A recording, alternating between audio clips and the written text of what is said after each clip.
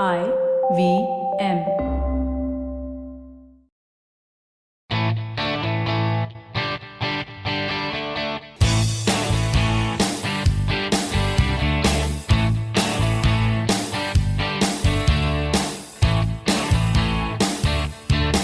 Hello and welcome to a brand new episode of the Musafir Stories, India's very own travel podcast, where each week we discuss the story of travelers in their own words and relive their experiences with you, our listeners. Hey guys, welcome to a brand new episode of the Musafir Stories. Hope you're all well and keeping safe. On the podcast today, we have a returning guest and dear friend, Vaibhav Dewan, a traveler and host of the podcast Bab Beatty. So let's jump onto the episode and find out where Vaibhav is taking us to today.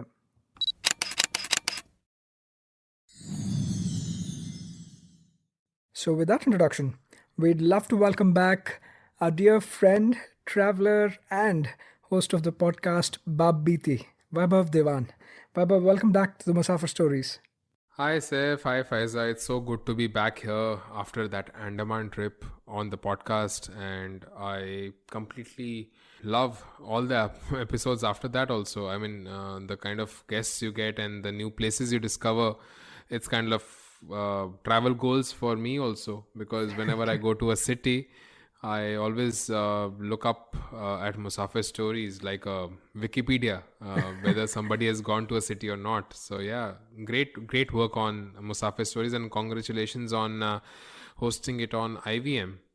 Thank you. Vaibhav. The feeling is mutual as well. We also really appreciate the work you're putting in. And for anybody wondering, Vaibhav has already done an episode with us on the Andaman Islands. Make sure to check it out. We'll include that in the show notes. And Vaibhav, like I mentioned, is also the host of Bab Beatty, a Pregnant Papa podcast. And Vaibhav, just give us an update about the podcast too. Last time you were just looking at season 2 when we recorded the episode on Andaman. How's Bab Beatty coming along? So yeah, last time when I spoke to you, Seth, it was at the beginning of the season 2. And coincidentally now I am talking to you when I will be working on the season 3.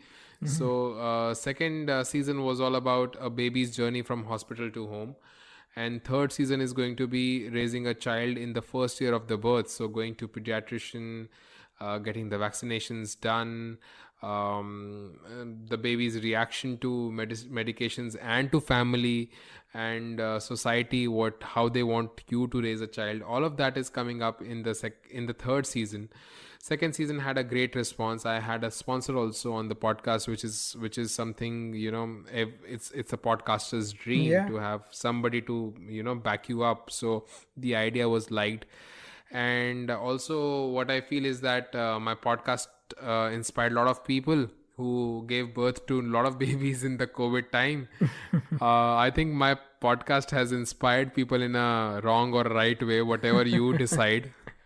It depends. So yeah, we should give that disclaimer. Listen to Bab Beatty and this episode at your own peril. Own risk. At your own risk. Yeah, exactly. But yeah, lovely podcast. It's a great take on parenting, and more so from a father's point of view, right? It's a great take. So definitely make sure to check out Bab Beatty. It's available on all podcast platforms, and we'll make sure to link it in the show notes section of the episode too. Now, Vaibhav, last time around it was Andaman Islands. This time, where are you taking us to? Yeah, so last time around it was to the destination which was supposed to be our honeymoon destination. But this time I'm going to take you to a place which was near to our honeymoon destination. So on our honeymoon we went to Sikkim, and we covered north and the other parts, Lachung, Lachen, north of Gurdungmar Lake, and all of that part in Sikkim. That was our honeymoon. But this time on our 6th wedding anniversary, we thought we will go to the part which we didn't touch. That was Darjeeling and Kalimpong in the states of West Bengal. So I'm very happy to take you and very excited to take you on this journey, because we were traveling with a 1-year-old child when you never know how the plans work out. whatever was on itinerary didn't actually happen. We had to cut short our trip, which was a 9-day trip to about 6 days trip. But yeah, there was some modifications we made to our trip. So I'll tell you about all of that on the podcast today. So Darjeeling and Kalimpong is where I'm taking you, northeast in the states of West Bengal. Wonderful. Looking forward to going to this Queen of Hills, as Darjeeling is fondly referred to as my many folks as well. Now, just in terms of geographical orientation, you did mention that this is in the state of West Bengal, and it's almost in the northern tip of West Bengal, in the chicken neck area of India, like we say. In terms of getting to Darjeeling, how would you suggest, and how did you get there, Vaibhav? So there are two ways for anybody to get to Darjeeling. You have to get to the foothills, which is around Siliguri. So if you're going by train from Delhi or from north of India, then New Jalpaiguri, which is in Siliguri, is your train station, and from there you have to take a taxi or a shared cab. Second option is go to Bagdogra and again take a taxi, fly into Bagdogra. Bagdogra is managed by military, so get to Bagdogra, hold your excitement, do not take pictures because you can be caught. So get to Bagdogra, take a taxi and get to Darjeeling. It is about 2.5 to 3 hours drive up to Darjeeling. And the good thing about Darjeeling is that there is a small startup which is from Darjeeling, which is into cab sharing. It's called Viz Ride. So Viz Ride is one good app wherein you can save your money and you can get to Darjeeling at low cost. Otherwise, if you want to take a taxi either from Bagdogra airport or from New Jalpaiguri, you will end up spending 3,000 rupees one way. Okay. Yeah, so if you share a cab, it will be just 500 rupees a seat, which is pretty cost effective, and which we did while we were going because as per the reviews which I read, their cabs they don't go sold out. So in a way, you are just paying 1,000 rupees for a cab for your own self. Right. Okay. That's, I think, some great advice and some a great travel tip too for somebody considering to do this on a budget. Now, just in terms of a little bit of historical significance about the place as well, right? Darjeeling. I hear that the name comes from a Tibetan word that's a combination of two words, Doje and Ling, and basically means the land of thunderbolt. So that's how the name came into existence, and I found that quite interesting. And Darjeeling has been or came into prominence around the time of the British era, right? When the Britishers were here, Yeah. as their summer capital of sorts, of summer capital of more for the Bengal presidency from that time, right? The area of their headquarters of the east. So that way it came into prominence, and we'll also touch upon the importance of the Darjeeling Himalayan Railway, which also played a significant role in the like rapid progress and development of the region. Just in terms of the background of the place too, what I looked up was that in the past, Darjeeling used to be a part of the kingdom of Sikkim, right? The kingdom of Sikkim, which was a known independent state back in the day, and it was the Gorkhas actually that annexed this land from the Raja of Sikkim, and eventually it was the British who fought the Anglo-Nepal wars, and after that, all of this region annexed by the Gorkhas was returned back, and as a gift, Darjeeling was given to the Britishers, and they utilized that to build basically their summer capital of sorts, given the one strategic location, and also we'll talk about how celebrates the climate of the region as well. So all of that kind of worked well for the Britishers and as well for the development of the region. So some quick background about the region as well. In terms of your itinerary, Vaibhav, tell us a little bit more as to how long of an itinerary this was planned for, and let's also dive into what are the things you planned on doing here. Sure. My itinerary around this area was for about 9 days, in which I wanted to cover Darjeeling, Kalimpong, and some parts of Sikkim, but I had to cut it short, and we just did Darjeeling and Kalimpong. If you are traveling with a baby, then 6 days are enough. But if you are traveling on your own, 4 days are enough to divide between Darjeeling and Kalimpong. Okay. So I will give you a 6 day itinerary, which is going to be at ease, very easygoing itinerary, and something which will make you familiar with the place. Also, with people on this podcast, I will try to give you a glimpse of in the lives of people in Darjeeling, how they live. So yeah, I mean, 6 days is what I will say. If you want to spend and at ease, is good in Darjeeling and Kalimpong. Okay, wonderful. And how would you divide this? Like, let's start off perhaps with day one, or just jump in and see what are the kinds of places one can experience. Sure. So I will take you back how we started. So it was in the month of April. It was the time when West Bengal was going into elections. Taxi services around West Bengal, it was very hard to get taxis. So we had pre-booked our seats in a Viz Ride, which is a cab share. And we went up to the hills of Darjeeling, and on the way it was a lot of rain. So rains welcomed us.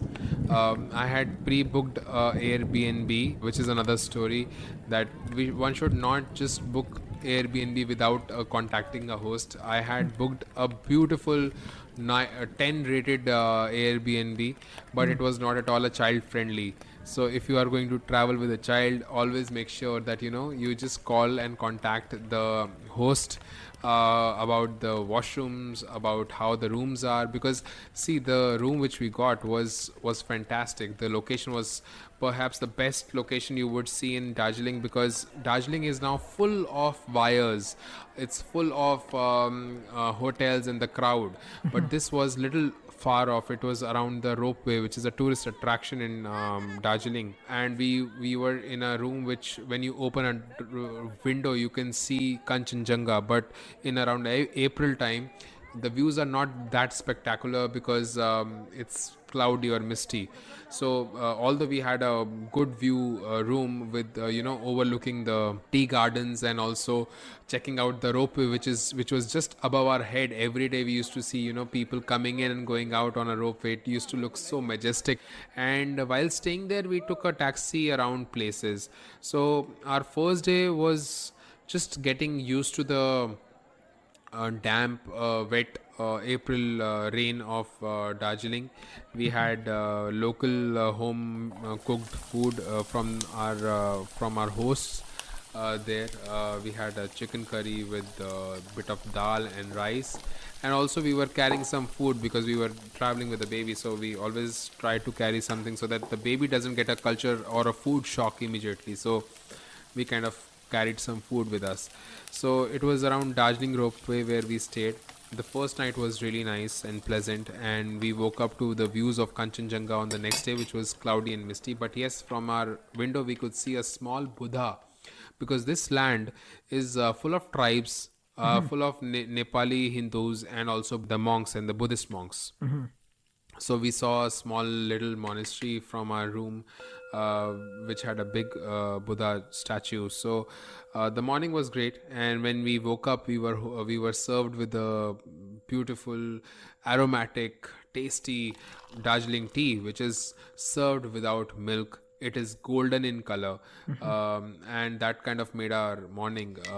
So we sat in the cafe. So it was a cafe come homestay, and homestay had only one room. So we were served with this nice little cup of tea, and then we thought, okay, we will just walk around the place and we will see what all is around us where we are living. So one is the ropeway, and the other is a nice little school which has been covered in a lot of Bollywood films, and I'm told the film Yariyan was shot here. It's called St. Joseph's School, North Point. I think everybody should just go on Google and check out the building. It looks like as if you're transported into British past, and you look at this building which is grey in color and is made on a huge piece of land. Taking a picture outside this makes you feel as if you're standing in front of a castle. So it's a beautiful building which is of North Point School. And if I go a little further down from the ropeway, then there are a couple of nice attractions. Like there's a rock which is Tenzing Norgay Rock, which is part of the Indian Mountaineering Institute. There's one rock which they have placed there. I mean, it's a rock which was always there, but they have placed the ropes and all around that. From Darjeeling, a lot of tribes come, and Sherpa is one of the tribes which is known for mountaineering. Right. Tenzing Norgay was a Sherpa, so it is in his memory that rock is there, and people just go and give it a go, and it's all, you get harness and everything. So Right. quite a good experience if you're adventurous. We didn't do it because we had a child, but there's a small little bazaar which is just next outside this rock. So we had nice plate of momos, and if you are in Darjeeling, I think that is what you start your day with. Like, eat momos anytime. It's breakfast, lunch, dinner, and we kind of got the best of the momos ever. And around the same area, there is a place called Ramakrishna Mission. It's a ashram which looks pretty British in terms of the way the building is. Due to lockdown and everything, it was not open. But yeah, taking a picture around that, it was a beautiful sight. And also, if you go a little further on the same line, you will see a lot of tea gardens. So people were going inside the tea gardens. They were wearing Darjeeling local attire, and they were taking pictures around in the tea garden. Although we didn't venture into it because it was our first day, and we thought we will see a lot of other places where there will be tea gardens, and we will be asked to wear those Right. typical attire Yeah. for pictures. So we didn't do it. But then that was a time when we wanted to hire a taxi to go around. So that was our first day when we just moved around our place where we were living, and then we booked a taxi for the next day so that we can see the places around. That was Okay. our first day. Okay, great. Yeah, a couple of good call outs here. One is obviously the ropeway, right? The Darjeeling ropeway. That's also a very popular tourist attraction. It gives you, like Weber mentioned, drone's eye view and an eagle's eye view of the whole tea gardens, the mountain ranges, as well as the valleys and the hills below. So if you can, just definitely check it out. Apparently, the longest ropeway in Asia as well. So worth your time there. And also the Tenzing Norgay rock that Vaibhav mentioned. Tenzing Norgay, obviously, as you know, he and Edmund Hillary. Yeah, Tenzing Yeah. Norgay, along with Edmund Hillary, scaled the Mount Everest. Were the first to scale the Mount Everest. And I also believe there's a Gombu rock, or I forget the name. Apparently, it was his nephew. There's a rock in his memory as well. Gombu Norgay, I guess, was his name, and he was the first one to summit the Everest twice, right? So that's also not far away from the Tenzing Norgay rock. So a few things to check out there, and important bit of Darjeeling's history and its attraction is also the Darjeeling tea, right? Like you mentioned, Vaibhav, it has a great story as well. Apparently, back in the 1800s, when there was a huge demand for tea and China had the monopoly of sorts in terms of tea production, that's when Britishers actually kind of smuggled some tea seeds from China. And Darjeeling, given its strategic location plus the nice weather as well, it was able to they were able to grow tea here. And even now it's one of the key areas where tea is grown, so you'll find a lot of these tea estates around Darjeeling. There's about 86 or so tea estates from the area. The Darjeeling tea is very, very popular and very pricey too in the international markets. So definitely, Yeah. when you're in the region, do check out the Darjeeling tea if you have a chance. You almost end up spending around 3,000 rupees for a kg if you want to have a real Yeah. authentic Darjeeling tea. But the good part is that even if you don't want to spend that amount, if you want to have a grade 2, it is equally good, because the kind of tea which we drink in north or south, it's dust tea, it's CTC, Yeah. and we drink it with milk. But if you want to have the leaves, and even if you have a grade 2 of that, it is by far the best tea your palate will like. If you're a tea or a coffee drinker, if your palate is accustomed to liking and trying beverages, you will like a Darjeeling tea, because the notes the notes are so good. Yep. And when you put those leaves in water and you just put it on simmer, they just become bigger. And when you drink that, it gives you that satisfying feeling that you're drinking something which you have seen and you have picked up. So there's one valley called Happy Valley. Usually a lot of tourists go there to pick their teas, and lot of shops on the Mall Road in Darjeeling. There almost every third shop is a tea shop. So you have to be really very cautious where you pick your tea from. That's a one tip which I want to give to all the tourists who are going to go, because everybody is selling tea there. It is their prime thing. Yeah. So you have to be very cautious of where you pick your tea from. Different varieties of tea also, right? Like you mentioned, black tea is obviously the popular one, but there's also the green tea and the Darjeeling white tea as well. All of these are GI Yeah. tagged too. So very, very different from the, I mean, especially if you're from the south, etc., you might be used to drinking it with the milk. Um, Make sure to try out these different things if you happen to visit to tea estate as well. They'll show you through the process and things like that. So anybody interested, there's a great history about the way in which tea in Darjeeling started out. So make sure to take advantage of those options too. But yeah, carry on, Vaibhav. You're going to mention perhaps about your second day's points. Yeah, so this trip was not at all a pre-planned trip. Only the accommodation was booked in advance. So when we reached there, we hired a taxi, and hiring taxi in Northeast is really expensive. But yeah, if you have a skill of haggling, you will probably get the right rate. So you end up spending around 2,500 to 3,000 rupees a day for your taxi travel. And I was very fortunate to find a person who wasn't a taxi driver but who was putting his car on tourism basis. The name was Sonam, and he was fabulous. He took us around, showed us just like a friend would show you around. So first day we went to a place called Rock Garden, and that rock garden has got a lot of flora and fauna, has got a lot of waterfalls inside, and we saw one Nepali film also being shot there inside, just in front of a waterfall. One thing about Darjeeling is, if you are a plant lover, you will love this place, because every household has some bits of plants, flowering plants and pots. If you love birds and flowers, you will love Darjeeling, just because the colors are so spectacular around. And people just, I think naturally they feel that they should buy some plants for their house. And when we went to Rock Garden is a garden which starts from the bottom, and it wants you to take you up. So you just climb up a mountain while you are in a garden, and on the top there is a waterfall. This place has got a lot of influence of Nepalis also. So Sonam, who was our taxi driver, he was playing Nepali rock in the car when we were driving, and Nepali songs also. So a lot of influence of Nepalis and other tribes also in this area.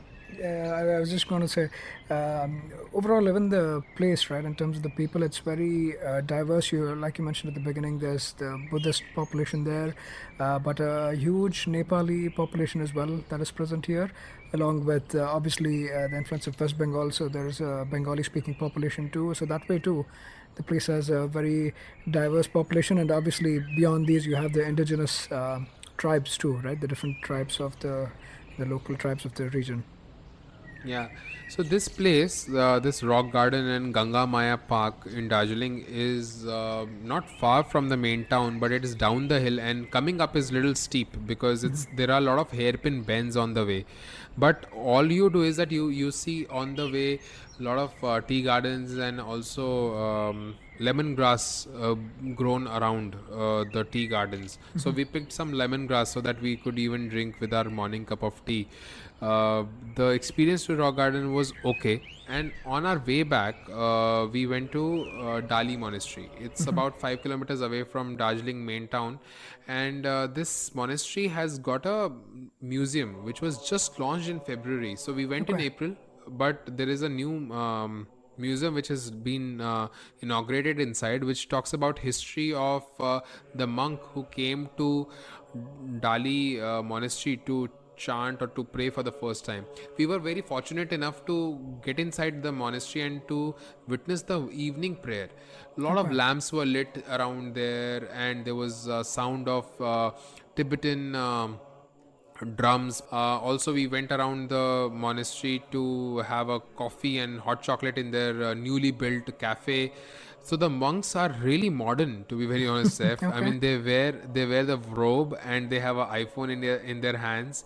They're very welcoming, and also the museum which I was talking about is so modern that they talk about the culture of people living in the ranges of Darjeeling, in the locality of Darjeeling. So they talk about the tribes like Sherpas, Lepcha, Bhutanese, all those people who make Darjeeling together, who bring Darjeeling, the place, together. They have spoken about that in their museum. And also it also carries the museum also has a Dell laptop of 90s or 80s, which looks like a fax machine inside this museum. A very Great. interesting place, newly opened. I think everybody should just put it in their wish list that when they go to Dali Monastery, they should visit the museum. Okay, yeah, definitely sounds very interesting. And a lot of monasteries as well, right? Other monasteries as well for anybody looking to get a first hand experience. Some of the ones I came across was Ghum Monastery. That's also one of the older monasteries in the region. There's Salugara Monastery, Alubari Gompa Monastery, Bhuti Basti Gompa. So a lot of monasteries. So if somebody is here for a longer duration, you could definitely delve into a little bit of the spiritual side of the place as well, right? So definitely make sure to include that in your itinerary, and depending on your time, you could also try out visiting different monasteries. Now, where from here, Vaibhav, you're still on your day two, and you've done the rock garden, and you've also done a monastery. Where next to? What was the plan? So next, I will take you to the place where everybody wants to go when they go to Darjeeling, and that is the Darjeeling Himalayan Railway. A look of that, a UNESCO World Heritage Site. So as soon as you land in Bagdogra and you cross this town of Siliguri, you start looking at a small little narrow gauge track which runs with you up the hill. So it's very hard to imagine a railway going up the hill. Yeah. So Darjeeling Himalayan Railway is one track which runs from Siliguri, which is New Jalpaiguri, to up to Darjeeling Bazaar, and it is 88-kilometer run, which takes about 8 hours for somebody to go. But right now it's only a small route which is open right now, which is from Darjeeling Bazaar to Ghum station, which is 7 to 8 kilometers. And on the way there's a place called Batasia Loop. Yep. Now Batasia Loop is a very popular loop, and that is a place where the famous song "Mere Sapno Ki Rani Kab Aayegi Tu" Rajesh Khanna, that was picturized, where he was getting off and on the train. And this place is around 5 kilometers away from Darjeeling. And this place has got a memorial there for in the memory of Gorkha soldiers Yep. of Indian Army. And also, just a quick thing which I want to tell you is that when you enter Darjeeling in the region, there's a big board says that welcome to Gorkha land. The people of Darjeeling, they really are passionate about their identity, which is Gorkhas and being Gorkha. And there have been a lot of protests around having this place called Gorkha land. So yeah, so Batasia Loop is one place which is where the railways goes into spiral, and it is a beautiful park with a lot of plants and flowers around. You can sit and you can enjoy the look of the railway. Yeah, definitely, and it is it is a UNESCO World Heritage Site for a reason, right? Obviously, very unique and engineering marvel as well, given that the train tracks are built at such a height, and like you said, they also scale up the mountain, right? So that's um, engineering feat in itself. Built in 1881, so that also is very, very commendable, right? Back in the day, it's been around for a lot of time, and like we mentioned at the beginning, very closely tied to the development and the progress that Darjeeling received after the railway line or the railway network was built. That's when it shot into prominence and development. And yeah, how can one forget मेरे सपनों की रानी कब आएगी तो Rajesh Khanna and Sharmila Tagore. So that's also very, very iconic. So if you get a chance, just plan it And around. also Barfi. Barfi, yeah, exactly. Yeah, also More Barfi was recently, also shot here. Yeah. yeah, a lot of movies have been shot in the area. Barfi being one of them, and also reminds me.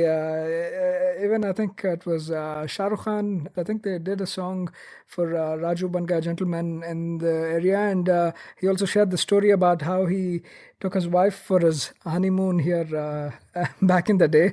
So Oh wow, I didn't know still, about yeah. it. Yeah, he said that he fooled her that he's taking her to Paris and brought her to Darjeeling. I think he's just bluffing, but yeah, there was a story that he brought her here to their honeymoon. So a lot of important movies have been shot as well, and you'll also probably notice more recently, Burfi has a lot of these iconic locations, including the Darjeeling Clock Tower, if some of you can remember. So a lot of places to check out, and also just going back and touching upon the Batasia Loop and the Gorkha War Memorial, right? Like you mentioned, I think an important thing to call out is that Darjeeling, along with Kalimpong and a few of the neighboring places, they're actually autonomous right now. They're being administered by the Gorkha Territorial Administration, GTA, I believe is what it's called as. And yeah, there's always been this ongoing ask for separate statehood, but right now where it stands is it is being autonomously run by the GTA. So important things to watch out, and you pick up on a lot of things as well. The proximity and the people, right? The Gurkhas also form a very important part of the region, and this ask for statehood, it goes back to a few years. So a lot of things to kind of learn and understand about as well. And after having experienced the Darjeeling Himalayan Railway, what is on your mind next? Vaibhav, what is the plan? Yeah, so there's a beautiful pagoda in Darjeeling, and it's not far from the main market. It's called Japanese Peace Pagoda. So many years back, there was a monk from Japan who came here to Darjeeling, and there's a peace pagoda made for him, by him, and by the community. And it's white in color, stands tall in front of the beautiful trees around Darjeeling, which are, usually pine and fir kind of trees. Yeah. So this Peace Pagoda is another nice place to visit. There are three sections around here. There is a pagoda, there is a temple. So one must visit this place just to see, how the monks have kind of brought a lot of culture to this place. Yeah. But another main attraction to this place which we missed out was Tiger Hill. Tiger Hill is a place from where you can view early morning Kanchenjunga. But Yep. because the time we chose to visit wasn't great enough, we skipped visiting Tiger Hill. Maybe next time when we have our son who's little big, he grows a bit, then probably we will visit again Tiger Hill and Darjeeling to view Kanchenjunga. The best time it is said to visit Darjeeling and Kanchenjunga is around September, October, when you can see the range clearly. Okay. We couldn't see it from our room, which was a Kanchenjunga facing room, but yeah. So Yeah. Tiger Hill is one place. Yeah, definitely. Kanchenjunga Mountains and the range, it forms an important part of Darjeeling's identity as well, and is usually a part of everybody's to-do list, right? When in Darjeeling, Tiger Hill is a good place to check it out from. But I believe there is, even if you're here, I guess, good time of the year, you can also get good views of this from the Japanese Peace Pagoda that Vaibhav was referring to Yes. earlier. Yeah. But overall, Yeah. right, the views are just brilliant. It gives you a view of the Kanchenjunga mountain, most importantly, the third highest mountain peak in the world at 8,586 meters. So you have to get there early, though. From what I've seen, people get there like Yeah. 3:30, So 4 in the morning. correct. Yeah, yeah. The taxis will come to pick you up at around 3:30. So one of our drivers only told us that if you want to go to Tiger Hill, then you have to be ready by 3:30. Yeah. And when you are traveling with a child, you only sleep by 3:30. You don't wake up at 3:30. Yeah. So we thought we will give it a miss, and also we were hearing from couple of other tourists that it's very hard to get a view because it's so misty and Yeah. windy that time. Yeah. So yeah, you have to also pack very accordingly when you're going to Darjeeling. It can rain anytime, it is cold anytime, so you have to at least have one jacket with you when Yeah. you're traveling to this part. Yeah, definitely to the hills, and also the view, right? Just from Tiger Hill and maybe even a few other places in Darjeeling that it offers. Just that transformation when the first rays of light fall on the mountains and how it slowly transforms from darkness to this golden Yeah. color. It's just magnificent, and also it's popularly known as the Sleeping Buddha. Apparently, the view that you get from there, it's just the three peaks. It appears that it's almost like a sleeping Buddha a type of a formation, the peaks being Mount Kumbhakarn, one of them, Mount Pandim, the other, and obviously Mount Kanchenjunga being the third one. So that's also something important I found. But overall, just getting the view from there is absolutely brilliant. If you time your visit according to maybe just a good time in the year when the ranges are clear, definitely something to check out. Yeah, and you will find a lot of taxis and tourists going towards that. So it Yeah, can become also very choco blocked at that time. yeah. So just plan it in advance. Yeah, it's packed during the mornings, especially when the season is good. So make sure you plan it accordingly. And also quickly touching upon the Peace Pagoda, right? Vaibhav, this is apparently we actually had another Peace Pagoda in one of our previous episodes as well in Rajgir. It's a set of about 70 Peace Pagodas that have been built across the world by this Japanese Buddhist Nipponzan Myoji organization, and it was basically the message to spread the message of peace in the aftermath of the Hiroshima and Nagasaki bombings, and overall just spreading peace in general. Right? It's a part of the series of those 70 peace pagodas around the world. So that way also it's interesting. Obviously, there's subtle differences between the different pagodas around the world, but if you're here in Darjeeling, make sure you check it out. The huge white structure along with the Buddha sculptures inside. It's just magnificent. Something to make sure you cover off, and obviously you get great views of the mountains as well from here. So that's another reason to cover off the Peace Pagoda as well. All right, let's take a quick commercial break at this point, and we'll be right back on the other side.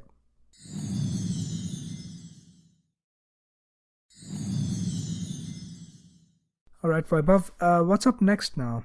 What place are you going to discuss and talk about? Now let's talk about food. Yeah, by that time, I'm sure you're hungry going from point to point. Yeah, tell me a little bit more about the food choices you had and what are the things you tried out? Probably anywhere you will look, you will see momos or maybe some pakoras. But yeah, momos for sure, and momos with chicken, with pork. I say if you are in Darjeeling, you should visit the Mall Road and also the bazaar area of Mall Road. Old Right. structures, pointed tops, conical shape rooftops. The place is called Chowrasta, and it is for for the reason like Char Rasta. From Right. here, you the place opens into four ways, and there are old shops which are from the British time. One of them is called Oxford Book and Stationery Shop. Then there is a really nice old heritage shop of 1890. It's called Habib Malik and Sons, selling all the artifacts. And also, when you are here around, you will see emporiums of all the northeast states. You will see something from Manipur. You will see something from Tripura. You will see something from Sikkim. So yeah, this is kind of a a cosmopolitan bazaar which has got everything from the northeast. But one place which I think everybody goes, wherever you are from, is called Glenaries. It's a beautiful British style cafe which serves steaks, continental kind of food, and has got a nice bakery. So if you love your cakes, buns, and bakery stuff, it is a must go place. It is always packed. They have got 3 floors. One is a restaurant, one is a bar, one is a bakery.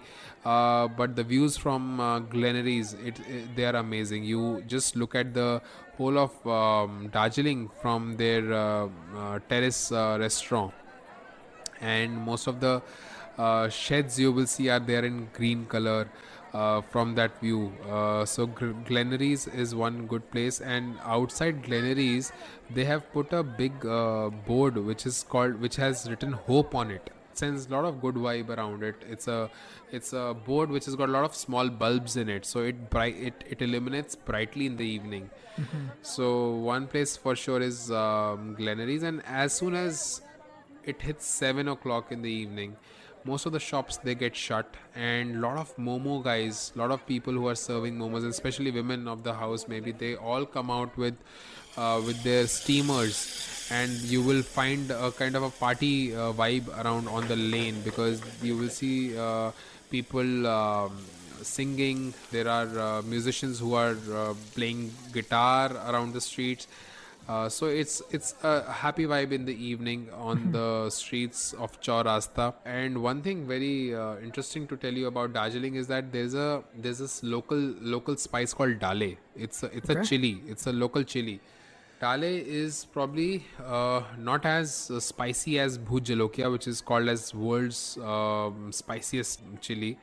But it is definitely not less. So I had chance to eat dale, and it was really fiery, I would say. Okay. And they usually use dale in almost all their preparations for making the momo chutney. I see. And whenever I used to have a momo and momo chutney, after walking about half an hour, half a kilometer from the point where I had momo, I would always see a poster which had written piles, and get rid of piles. So I could kind of I could Read kind in of between the lines. yeah, read in between the lines. The more the momo you eat with that chutney, Right. you are going to a doctor who will treat you for piles. And this is what I asked my driver also, that why do I see so many momos and piles poster around here? And he told me, sir, when you are going back to home, Yeah. that this is the only memory you will have with you. I hope not. I hope not, yes. Yeah. So beware of this chili. We carried some Darjeeling pickle and dale home. Okay. I still have it after having them for about 6 months in the house, because I just pick one chili and consume it very carefully. Yeah, it has got good kick. It has got that spice level, but yeah, it is worth trying. Okay. Try it on your own risk, I think. Correct, again. But yeah, local chili, so definitely worth trying out. And a few other important places, like you called out, right? Glenrys is obviously a very iconic place and eatery for everyone to check out if you're in the area. A couple of other popular ones are Keventas is another Yeah. one from the old time, and like you mentioned in the film, in the movie Barfi as well, the rooftop restaurant where he's trying to speak with Ileana, and from where she actually sees him like fixing the time on the clock tower and all of that. It's at Keventas, so that's a popular one. A couple of others like Margaret's Deck that also has some brilliant views, just because it's strategically located and has a rooftop type of a restaurant. Kunga or Kanga, I don't know how, it's probably Kungas. That was another one along with Nutmuls. So popular local eateries, some of them sweet, some of them just restaurants where you can go and dine out. But yeah, a lot of places shut down early, so just have that in mind. Even if it's shutting down early, like Vaibhav said, there's always the Momo guys or the Momo walas that come out later on the street, so you always have that option if nothing else. Any other food options you tried out? Yeah, so also around the taxi union or taxi stand, you will find a lot of people selling street food. they are mostly fried chicken or maybe fried Nepali dishes. So that is also one place where you can go and eat. That's also decent to have. We also tried couple of dishes around there. Also, there is one nice happening cafe. It's called Himalayan Yep. Coffee, and they have very good coffee. We tried the coffee, and also we bumped into a celebrity also there. So Okay. singer Sona Mahapatra was Sure. sitting right next to us while we were having our waffle and coffee there. So it was a good spot to unwind for a while and have a good coffee. Also, if you are into drinking, they have their own rice beer, which you will not find at a liquor store. But if you have contacts with the local or maybe a driver, and you ask for rice liquor, which is brewed at home, that is also worth trying on your visit. Okay. Yeah, some interesting call outs there. Wonderful. Yeah, now with your tummy full, I guess, any other places like on this day or in general, like where do you want to go after next? So far, we have seen almost everything around Darjeeling. Okay. So it's we have covered monastery, we have covered the railway, we have covered the Batasya Loop. But yeah, I mean the place is so charming that you can even stay 2 days or 3 days more. There are Yeah, a couple of temples also around which you can go and pay a visit to. sure. But I would say that if you have extra time, do visit Ghum. There is a Ghum museum which is around the railways. There is a beautiful temple called Mahakal, which is up Chowrasta. We went up till there, but then when we saw there are about 120 or 100 some stairs, we didn't Right. climb up because we were Okay. tired by that time. But yeah, I've left a lot of things for the next time when we have a child who's grown up. So Yeah, maybe I'll visit back again. yeah, definitely. This is apparently on Observatory Hill. That's what this little hill is probably on which the Mahakal temple is. Very close to, like you said, right, the Mall Road or the Chowrasta. So make sure you check that off as well. Cool. So should we jump on to your Kalimpong part of the Yes. itinerary now? Yeah. Yes, so from west of Bengal, now we go a little further to east, which is 50 kilometers from Darjeeling. We headed to Kalimpong. And when we headed to Kalimpong, we had no plans of what we are going to do in Kalimpong. Also, when we went to Sikkim for our honeymoon trip, we were told that Kalimpong is also one place which is nice to visit. So we thought, okay, why not do it this time? So in Kalimpong, we stayed in Mayfair Hotel.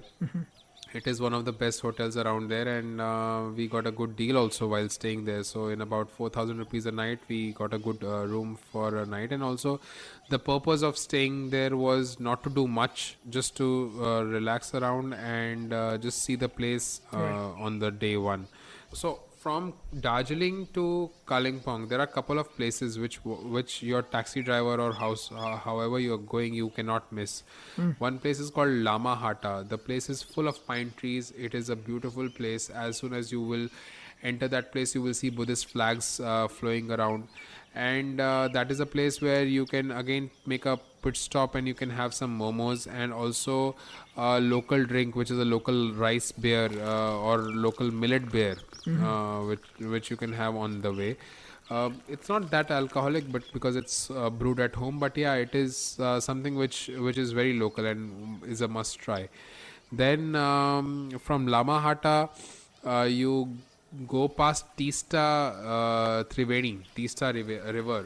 So around Sikkim, you see Tista everywhere, and this place Triveni is a meeting point of three rivers around that area. So again, it's a beautiful spot to look at the valley and This is on route, also you said, right? From Darjeeling yeah, it's to. on road Okay. from Darjeeling to Kalimpong. Okay. And the next, as soon as you hit the Kalimpong hills, you visit a different kind of a park or a nursery which is full of cactus. So there's a cacti park in Kalimpong, and a nursery is made around this. It's called Pine View Nursery. It's a spectacular view because you will not imagine that there will be something like this. You see the finest cactus nurseries in Asia in Kalimpong. and about 2000 varieties of cacti you can see there. If you want to even buy, I think you can buy it from their nursery.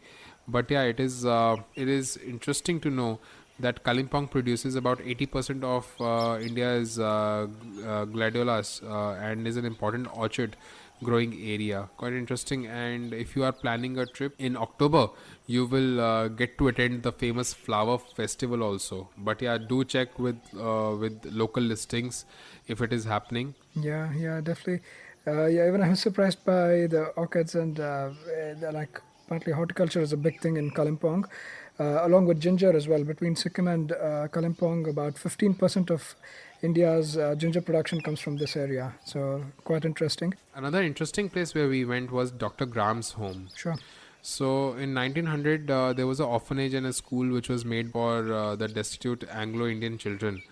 And this place has got old clock towers which are not working. It's an old building which needs a lot of restoration. But when you see them, it looks really nice because it's spanning over 500 acres of lush landscape, Right.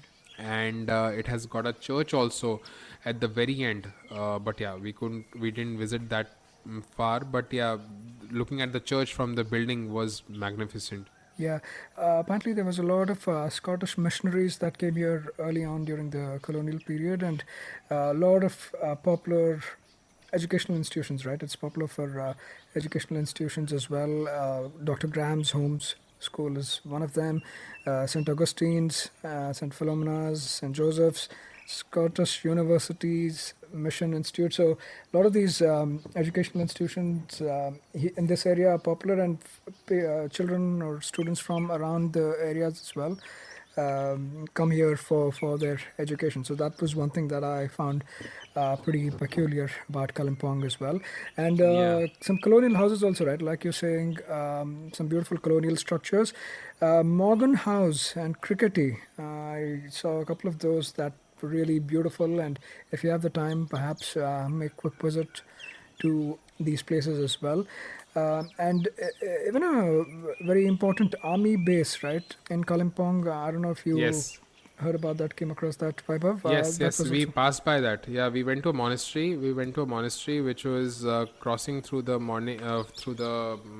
army base, and there was a gate which was called Diwan Dwar. So I just got out of that and I kind of marked towards it because it's my last name, Diwan. So I was very fascinated to see that. And about Morgan's house, I've heard that local people say that it is kind of a haunted house. I see. Although West Bengal tourism, they gave this house for rent also, and it is across the golf course, army golf course. We were en route to Durpin monastery, and Right. that is when you cross by the army area and all of this. Yep. The monastery we went in Darjeeling, we could enter that, but Durpin was closed for tourists because of COVID. Nice places, but Kalimpong, I would say, is just one day of tourism around. Rest of it is all about taking a rest, taking the views. But one thing which I would really want to mention here is that the food we had in Kalimpong, we went to a Bhutanese restaurant. And it was our anniversary day when we visited this Bhutanese restaurant, and it was the first time when we tried Bhutanese food. It was Okay. also a interesting experience. One tip which I want to give to all the listeners is that these places have got small little villages around them. Just go out and try to explore and ask the taxi guys to take you to small little quaint villages around. Darjeeling and Kalimpong, they are overtly commercial. They have hotels and all, but places around Kalimpong where we wanted to go but we couldn't go is a small village called Rishyap and Lolegaon. These are the two places. Also, there are a couple of places around Darjeeling. One is called Mirik and Kursong, which told about earlier. These places, if you have time, do visit these places because they are not commercial yet. You will find some nice trails around which you can take for a trek. You might find some lakes around. But yes, it is something which is in my head. I know the places around which I will probably go back and explore next time when I'm on my own, or probably I get some support from my child that okay, I can go out and I can explore however I want to. So we did. It was a very comfort travel, I would say. Yeah. Either way, it was really, really great listening to you. And whichever way you choose to do it, solo or with Subhav when he's grown up, we look forward to it, Vaibhav. And don't forget to come back to the Musafir stories and share those experiences. It's been wonderful talking with you as always, and looking forward to following your travels. Thank you, Saif, and all the very best. And I really hope to travel with you. Our last time was long back in Pondicherry. Yeah. Let's see when we can catch up again. Yeah, most definitely. Look forward to that. Thanks so much, Vaibhav. That was yet another great episode on the Musafir Stories. Make sure to show us some love by sharing the podcast with your friends and family. We are on Instagram and Twitter at Musafir Stories. If you like this podcast, don't forget to check out other interesting podcasts on the IVM network. You can listen to us on the IVM podcast app or the website. Follow us on our social media. We are at IVM Podcasts on Twitter and Instagram.